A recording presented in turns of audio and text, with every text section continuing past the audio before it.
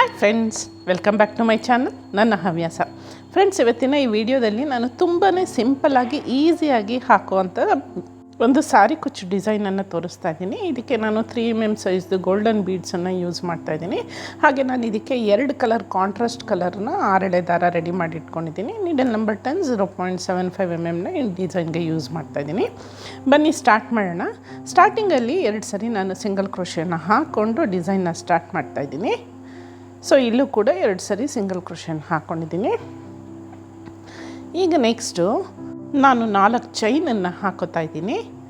So ಇದು 4 ಚೈನನ್ನು ಕುಚ್ಚು ಕಟ್ಟೋದಕ್ಕೆ ಹಾಕೋತಾ ಇದ್ದೀನಿ.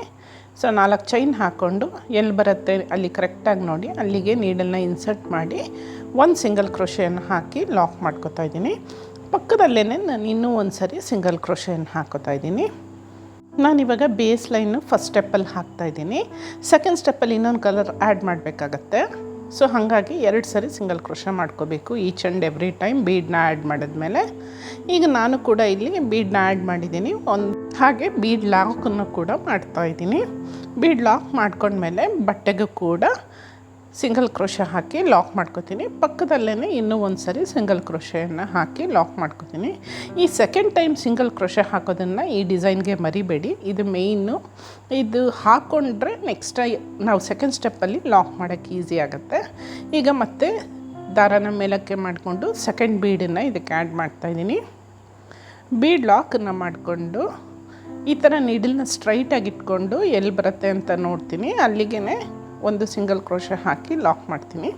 ಈ ಥರ ಪ್ರತಿಯೊಂದು ಟೈಮು ಮೆಷರ್ ಮಾಡಿ ಲಾಕ್ ಮಾಡೋದ್ರಿಂದ ಫಿನಿಶಿಂಗ್ ತುಂಬ ನೀಟಾಗಿ ಬರುತ್ತೆ. ಈಗ ಒಂದು ಸರಿ ಲಾಕ್ ಮಾಡಿದ್ಮೇಲೆ ಪಕ್ಕದಲ್ಲಿ ಇನ್ನೊಂದು ಸರಿ ಸಿಂಗಲ್ ಕ್ರೋಶೆಯನ್ನು ಹಾಕ್ಕೊಂಡು ಮತ್ತೆ ದಾರಾನ ಮೇಲಕ್ಕೆ ಮಾಡಿಕೊಂಡು ಇದಕ್ಕೆ ಇನ್ನೊಂದು 3rd ಬೀಡನ್ನು ಆ್ಯಡ್ ಮಾಡ್ಕೊತಾ ಇದ್ದೀನಿ. ಬೀಡ್ ಲಾಕನ್ನು ಮಾಡಿಕೊಂಡು ಅದು ಕೂಡ ಎಲ್ಲಿ ಬರುತ್ತೆ ನೋಡಿ ಅಲ್ಲಿಗೆ ಒಂದು ಸಿಂಗಲ್ ಕ್ರೋಶೆ ಹಾಕಿ ಲಾಕ್ ಮಾಡ್ಕೊತೀನಿ.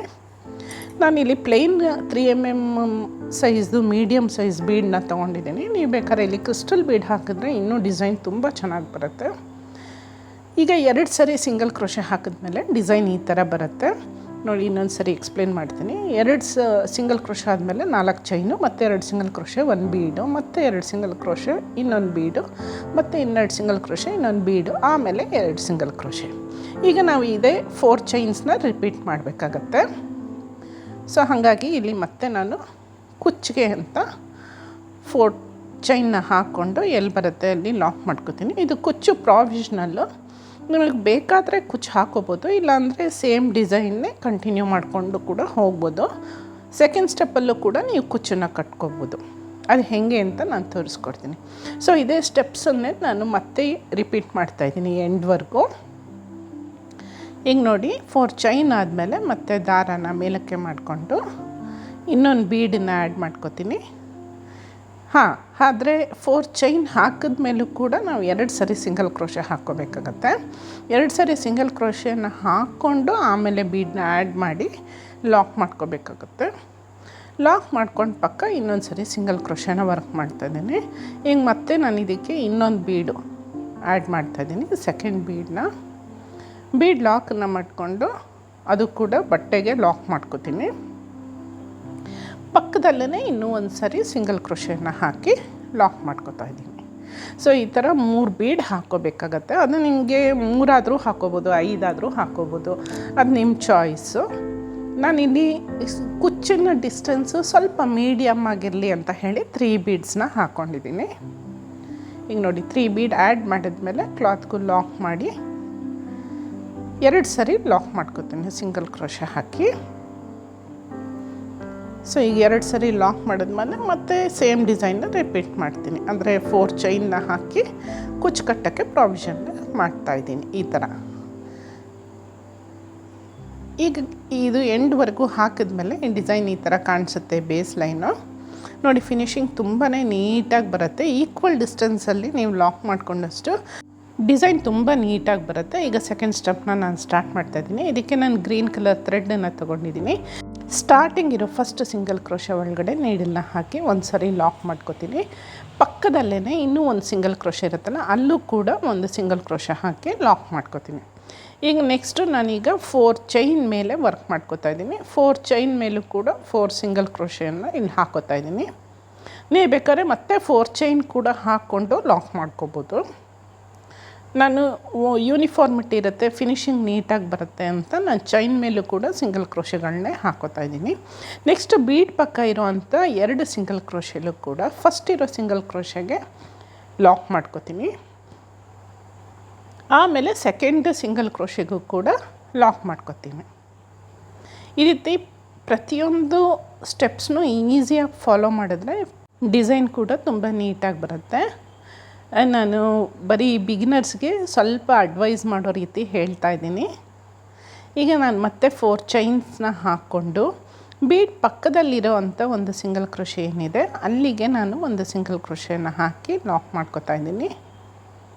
ಅದ್ರ ಪಕ್ಕದಲ್ಲಿ ಕೂಡ ಇನ್ನೂ ಒಂದು ಸರಿ ಸಿಂಗಲ್ ಕ್ರೋಶೆಯನ್ನು ಹಾಕಿ ಲಾಕ್ ಮಾಡ್ಕೋತೀನಿ. ಇದು ತುಂಬಾ ಸಿಂಪಲ್ ಆಗಿರೋವಂಥ ಬಾರ್ಡರ್ ಡಿಸೈನು. ಕಾಂಟ್ರಾಸ್ಟ್ ಕಲರಲ್ಲಿರೋ ಸ್ಯಾರೀಸ್ಗೆ ಈ ಥರ ಡಿಸೈನ್ನ ಹಾಕ್ಬೋದು. ಎಸ್ಪೆಷಲಿ ಈ ಥರ ತುಂಬ ಸಿಂಪಲ್ ಆಗಿರೋ ಡಿಸೈನು ಮೈಸೂರು ಸಿಲ್ಕ್ ಸ್ಯಾರೀಸ್ಗೆ ತುಂಬಾ ಚೆನ್ನಾಗಿ ಕಾಣಿಸುತ್ತೆ. ಕಾಟನ್ ಸಿಲ್ಕ್ ಸ್ಯಾರೀಸ್ಗೂ ಕೂಡ ಈ ಥರ ಡಿಸೈನ್ನ ಹಾಕ್ಬೋದು. ರೇಷ್ಮೆ ಸೀರೆಗಳಿಗೆ ಅಷ್ಟು ಸೂಟ್ ಆಗೋಲ್ಲ, ಇದು ತುಂಬ ಸಿಂಪಲ್ ಆಗಿಬಿಡುತ್ತೆ. ಯಾಕೆಂದರೆ ಜರಿ ಬಾರ್ಡ್ರೆಲ್ಲ ಇರೋದ್ರಿಂದ ತುಂಬ ಸಿಂಪಲ್ ಅನಿಸುತ್ತೆ. ಬಟ್ ಮೈಸೂರು ಸಿಲ್ಕ್ಗೆ ಇದು ಹೈಲೈಟೆಡ್ ಆಗಿ ಕಾಣಿಸುತ್ತೆ. ಈಗ ಸೆಕೆಂಡ್ ಬೀಡ್ ಮೇಲೂ ಕೂಡ 4 ಚೈನನ್ನು ಹಾಕಿ ಆರ್ಚನ್ನು ಹಾಕ್ಕೊಂಡಿದ್ದೀನಿ. ಈಗ ಥರ್ಡ್ ಬೀಡ್ ಮೇಲೂ ಕೂಡ 4 ಚೈನನ್ನು ಹಾಕ್ಕೊಂಡು ಫಸ್ಟ್ ಇರೋ ಸ್ಟಿಚ್ಚಲ್ಲಿ ಒಂದು ಸರಿ ಲಾಕ್ ಮಾಡ್ಕೋತೀನಿ. ಆಮೇಲೆ ಪಕ್ಕದಲ್ಲಿರೋ ಅಂಥ ಇನ್ನೊಂದು ಸಿಂಗಲ್ ಕ್ರೋಶೆಯಲ್ಲೂ ಇನ್ನೊಂದು ಸರಿ ಲಾಕ್ ಮಾಡ್ಕೋತೀನಿ. ನೆಕ್ಸ್ಟ್ ಈಗ 4 ಚೈನ್ ಮೇಲೆ 4 ಸಿಂಗಲ್ ಕ್ರೋಶೆಗಳನ್ನ ವರ್ಕ್ ಮಾಡ್ಕೋತಾ ಇದ್ದೀನಿ. ಈ ಡಿಸೈನ್ ನೋಡೋಕ್ಕೆ ತುಂಬ ಸಿಂಪಲ್ಲು, ಹಾಕೋಕ್ಕೂ ತುಂಬ ಸಿಂಪಲ್ಲು. ಇಡೀ ಸ್ಯಾರಿಗೆ ನೀವು 1 ಅವರಲ್ಲಿ ಕಂಪ್ಲೀಟ್ ಮಾಡಿಬಿಡ್ಬೋದು. ಆದರೆ ಅಷ್ಟೇ ಎಲಿಗೆಂಟಾಗಿ ಕಾಣಿಸುತ್ತೆ. ಸೀರೆ ಅಂಚಿಗೆ ಮುತ್ತುಗಳನ್ನು ಜೋಡಿಸ್ದಂಗೆ ಕಾಣಿಸುತ್ತೆ. ಆಮೇಲೆ ಇಲ್ಲಿ ಒಂದು ಟಿಪ್ ನಿಮಗೆ ಹೇಳೋಕ್ಕೆ ಇಷ್ಟಪಡ್ತೀನಿ. ಫಸ್ಟು ಬಾರ್ಡರ್ ಲೈನ್ ಅಥವಾ ಬೇಸ್ ಲೈನ್ ಏನು ಹಾಕೋತೀರಾ ಅದು ಪಲ್ಲು ಕಲರಲ್ಲಿ ಹಾಕೋಬೇಕಾಗತ್ತೆ. ಮತ್ತು ಸೆಕೆಂಡ್ ಸ್ಟೆಪ್ಪಲ್ಲಿ ಏನು ಹಾಕ್ತಾಯಿದ್ದೀವಿ ಅದು ಸ್ಯಾರಿ ಬಾಡಿ ಕಲರಲ್ಲಿ ನೀವು ಹಾಕ್ಕೊಂಡ್ರೆ ಈ ಡಿಸೈನ್ ತುಂಬ ಚೆನ್ನಾಗಿ ಕಾಣಿಸುತ್ತೆ. ಸಿಂಗಲ್ ಕಲರಲ್ಲಿ ಹಾಕಿದ್ರೆ ಈ ಡಿಸೈನ್ ಅಷ್ಟು ಹೈಲೈಟೆಡ್ ಆಗಿ ಕಾಣಿಸೋದಿಲ್ಲ. ಪಲ್ಲು ಕಲರಲ್ಲೇ ಫಸ್ಟ್ ಬೇಸ್ ಲೈನ್ ಹಾಕ್ಕೊಂಡು ಸೆಕೆಂಡ್ ಸ್ಟೆಪ್ಪಲ್ಲಿ ನೀವು ಕಾಂಟ್ರಾಸ್ಟ್ ಕಲರನ್ನು ಹಾಕ್ಕೊಳ್ಳೋದ್ರಿಂದ ನಿಮಗೆ ಸ್ಯಾರಿ ಬಾಡಿ ಕಲರಲ್ಲಿ ಡಿಸೈನು ತುಂಬಾ ಹೈಲೈಟೆಡ್ ಆಗಿ ಕಾಣಿಸುತ್ತೆ. ಸೊ ಈಗ ಮತ್ತೆ ನಾನು 4 ಚೈನ್ಸ್ನ ವರ್ಕ್ ಮಾಡಿಕೊಂಡು ಸೆಕೆಂಡ್ ಬೀಡ್ಗೆ ಆರ್ಚ್ ಹಾಕೋತಾ ಇದ್ದೀನಿ. ಫಸ್ಟ್ ಸಿಂಗಲ್ ಕ್ರೋಶೆಯಲ್ಲಿ ನಾನು ಲಾಕ್ ಮಾಡ್ಕೋತೀನಿ. ಆಮೇಲೆ ಅದ್ರ ಪಕ್ಕ ಇರುವಂಥ ಸಿಂಗಲ್ ಕ್ರೋಶೆಯಲ್ಲಿ ಇನ್ನೊಂದು ಸಿಂಗಲ್ ಕ್ರೋಶೆಯನ್ನು ವರ್ಕ್ ಮಾಡ್ಕೋತಾ ಇದ್ದೀನಿ. ಈಗ ಮತ್ತೆ ಇನ್ನು 4 ಚೈನ್ಸ್ನ ಹಾಕ್ಬಿಟ್ಟು ಬೀಡ್ ಪಕ್ಕದಲ್ಲಿರುವಂಥ ಸಿಂಗಲ್ ಕ್ರೋಶೆಯಲ್ಲಿ ಫಸ್ಟು ಒಂದು ಸರಿ ಲಾಕ್ ಮಾಡ್ಕೋತೀನಿ. ಆಮೇಲೆ ಅದ್ರ ಪಕ್ಕದಲ್ಲಿರುವಂಥ ಇನ್ನೂ ಒಂದು ಸಿಂಗಲ್ ಕ್ರೋಶೆಯಲ್ಲಿ ಇನ್ನೊಂದು ಸಿಂಗಲ್ ಕ್ರೋಶೆ ವರ್ಕ್ ಮಾಡ್ಕೋತೀನಿ. ನೆಕ್ಸ್ಟ್ ಈಗ 4 ಚೈನ್ಸ್ಗೆ 4 ಸಿಂಗಲ್ ಕ್ರೋಶೆಗಳನ್ನ ವರ್ಕ್ ಮಾಡ್ತೀನಿ. ಇದೇ ಸ್ಟೆಪ್ಸ್ನ ನಾನು ಎಂಡ್ವರೆಗೂ ಕಂಪ್ಲೀಟ್ ಮಾಡಿದ್ಮೇಲೆ ಡಿಸೈನ್ ಈ ಥರ ಕಾಣಿಸುತ್ತೆ ನೋಡಿ, ತುಂಬಾ ಎಲಿಗೆಂಟೆಡ್ ಆಗಿ ಕಾಣಿಸುತ್ತೆ. ಈಗ 4 ಚೈನ್ ಏನೇನು ಹಾಕ್ಕೊಂಡಿದ್ದೀನಿ ಇಲ್ಲಿ ಇದಕ್ಕೆಲ್ಲ ನಾನು ಕುಚ್ಚು ಕಟ್ಟಿ ತೋರಿಸ್ತೀನಿ. ಪೂರ್ತಿ ಡಿಸೈನ್ ಕಂಪ್ಲೀಟ್ ಆದಮೇಲೆ ಈ ಥರ ಕಾಣಿಸುತ್ತೆ ನೋಡಿ, ಎಷ್ಟು ಹೈಲೈಟೆಡಾಗಿ ಕಾಣಿಸುತ್ತೆ. ತುಂಬಾ ಸಿಂಪಲ್ ಆದರೂ ಒಳ್ಳೆ ರಿಚ್ ಲುಕ್ಕನ್ನು ಕೊಡುತ್ತೆ ಸ್ಯಾರಿಗೆ. ಇದಕ್ಕೆ ನೀವು ಒಂದು 250 to 300 ಒಳಗಡೆ ಚಾರ್ಜ್ ಮಾಡ್ಬೋದು. ನಿಮಗೆಲ್ಲ ಈ ವಿಡಿಯೋ ಇಷ್ಟ ಆಗಿದೆ ಅಂತ ನಾನು ಅಂದ್ಕೊಂಡಿದ್ದೀನಿ. ಇಷ್ಟ ಆಗಿದರೆ ಲೈಕ್ ಮಾಡಿ, ಶೇರ್ ಮಾಡಿ, ಕಾಮೆಂಟ್ ಮಾಡಿ, ನಿಮ್ಮ ಸಜೆಷನ್ಗಳನ್ನ ತಿಳಿಸಿ. ಹಾಗೆ ಬೆಲ್ ಐಕಾನನ್ನು ಒತ್ತಿ ನಾ ವಿಡಿಯೋನ ಅಪ್ಲೋಡ್ ಮಾಡಿದ ತಕ್ಷಣ ನಿಮಗೆ ನೋಟಿಫಿಕೇಷನ್ ಬರುತ್ತೆ. ಮತ್ತೊಂದು ಹೊಸ ಸ್ಯಾರಿ ಕುಚ್ಚು ಡಿಸೈನ್ನೊಂದಿಗೆ ನಿಮ್ಮನ್ನು ಮೀಟ್ ಮಾಡ್ತೀನಿ. Thank you for watching. Keep watching.